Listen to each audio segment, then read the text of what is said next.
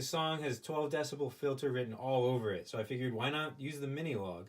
So here I am. That means 2-pole mode is what we want for our filter. So what we're going to do is make 2 different patches with 2 different LFO speeds and pan them left and right. So go ahead and set oscillator 1 to a sawtooth wave, just full on. Turn off oscillator 2. We do want a little bit of noise oscillator. Open up the filter all the way. Turn down your resonance to 0. Turn down the envelope to 0 for the filter.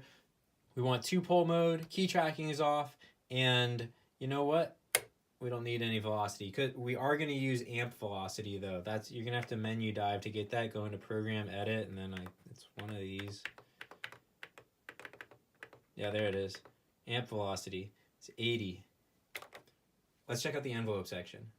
On the amp envelope, I have attack set to 0, decay set to about 11 o'clock, sustain set to 0, and release set a little longer than the decay. This is so we can get those chords that sound almost like compressed, and we can still get these longer notes. Our other envelope generator is just going to control the LFO. You can see I have it set right here. So it's going to delay the LFO a little bit. You do that by turning up the attack. We want our LFO affecting the pitch of the patch. So this is going to be panned off to the right. And then I'm going to make one that's more like this. That's going to be panned off to the left. Finally, I added a little bit of delay because I think the original patch has a flanger on it. But since it's a Mini-Log, we have delay instead. So I figured we might as well use it. And the pitch is actually being controlled by this envelope generator too. I like it at about 21 cents. The low bass doesn't have an LFO on it. Next, you need to go into your DAW. So here I am in Ableton Live, and I've recorded a couple tracks.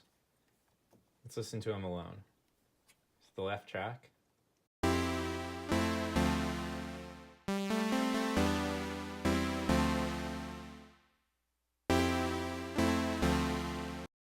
So that's the one that has the slow LFO, and then the right track.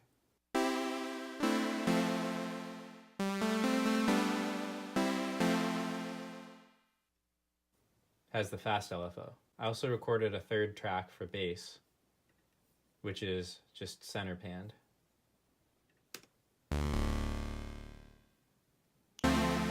That's really all it does.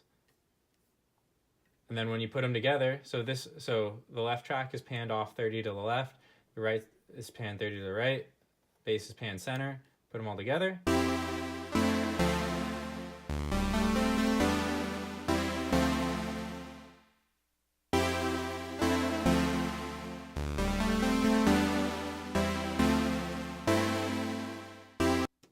Sounds pretty good.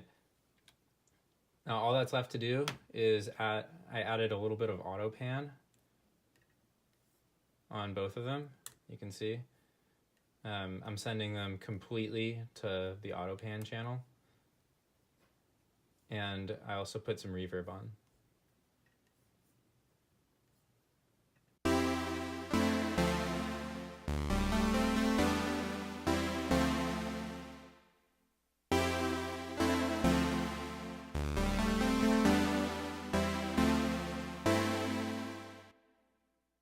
Thanks for watching, guys.